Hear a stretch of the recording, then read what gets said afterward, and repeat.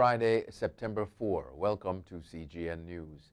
The jubilant scenes that usually accompany election wins were absent last night as the Jamaica Labour Party secured a landslide victory over the People's National Party in Jamaica's general election. On Thursday night, the Electoral Office of Jamaica's preliminary count had the JLP winning with 49 seats to the PNP's 14. Observing the COVID-19 protocols, the victorious JLP hosted a small gathering at its Belmont Road headquarters, where Prime Minister Andrew Holness acknowledged the massive margin of victory.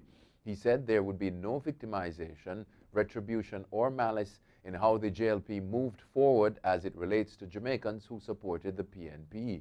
JLP campaign chairman Olivia Grange thanked Jamaica, quote, for not giving the Jamaica Labour Party a dibby-dibby win, but a decisive one. Dr. Horace Chang, the party's general secretary, who joined the gathering via Zoom, thanked Jamaicans for giving the JLP their support and pledged that the Andrew Holness-led government would take the country out of the current crisis stronger and make Jamaica, quote, safe, secure, and prosperous. Struggling to deal with a thrashing, the likes of which the People's National Party, the PNP, had not received since 1980, the majority of the party's leaders were absent from their Old Hope Road headquarters last night, the Jamaica Observer reported. There was no public concession speech from the PNP president, Dr. Peter Phillips, although he called JLP leader Andrew Holness to offer his congratulations as soon as the numbers showed defeat was inevitable. Early yesterday, Phillips confirmed that he would resign if the PNP failed to win the election, as well as leave representational politics shortly after, and it was one of his possible successors, Vice President Philip Paulwell, who faced the public last night. A subdued Paulwell admitted that he was shocked by the result and said, while he had not yet cried, the tears would come later. Bermuda's opposition leader, Craig Cannonier, has accused Premier David Burt of embarking on a personal power trip in calling a snap general election next month, despite holding a commanding 11-seat majority in the House of Assembly. The CMC reports that Cannonier hit out at Burt for calling the election, quote, in the middle of a pandemic, when he called the snap election on August 21. Burt said it would help the island to focus on rebuilding its battered economy as the national debt is approaching $3 billion and create more opportunities for Bermudans. But Cannonier fired back at Burt on Wednesday saying, quote, that's not leadership, guys. That's mobilizing your troops for your own personal power trip, end quote. The next election was not due until 2022. Hurricane Nana made landfall in Belize on Thursday, pelting a relatively sparsely populated stretch of the country's coast with heavy rain and wind. The U.S. National Hurricane Center reported that Nana hit land shortly after midnight at an area around 50 miles south of Belize City. Later in the morning, Nana weakened to a tropical storm with maximum sustained winds near 45 miles per hour or 75 kilometers per hour. It was centered about 125 miles, 200 kilometers north of Guatemala City and near the border with Mexico.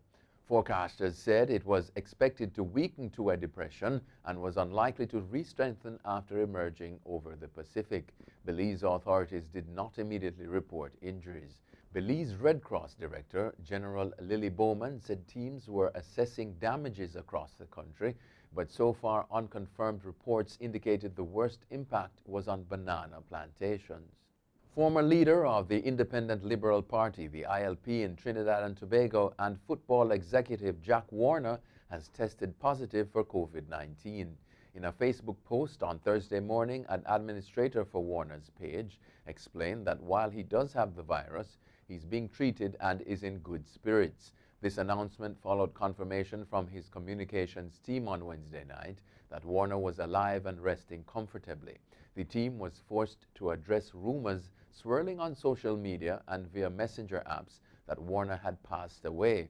Members of his team assured that the former FIFA vice president was, quote, resting comfortably and that the public would be kept abreast of his progress. Overseas now. A maskless Donald Trump expressed the importance of wearing face coverings to a packed, non-socially distanced crowd during a rally in Pennsylvania in which he also admonished Joe Biden for being a puppet of domestic terrorists. The president spoke in front of an animated crowd of hundreds of people at Arnold Palmer Regional Airport on Thursday. The crowd stood closely together, often shoulder to shoulder, the Associated Press noted. Many were clad in Trump memorabilia and few opted to wear face masks. Trump told the crowd that he is, quote, all for wearing masks and urged them to be careful during the upcoming Labor Day weekend, telling them to keep at a distance and regularly wash their hands, quote, and things like that. At the time, Trump, who has rarely worn a mask, mocked Joe Biden for wearing one so often.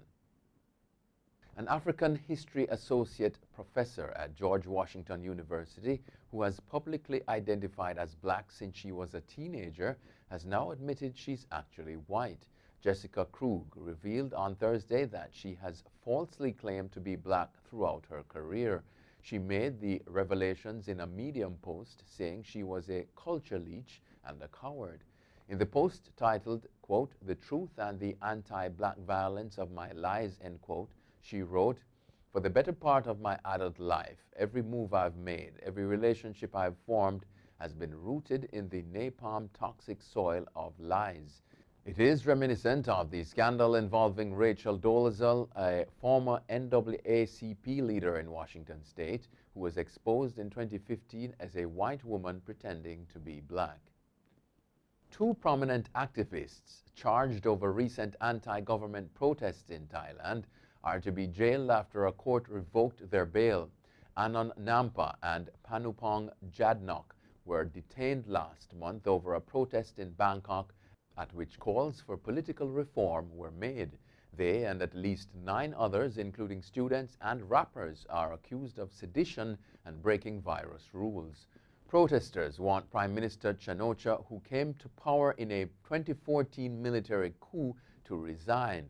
On Thursday, a court in Bangkok ruled that Anon 36 and Panupong 24 had breached their bail conditions by taking part in protests.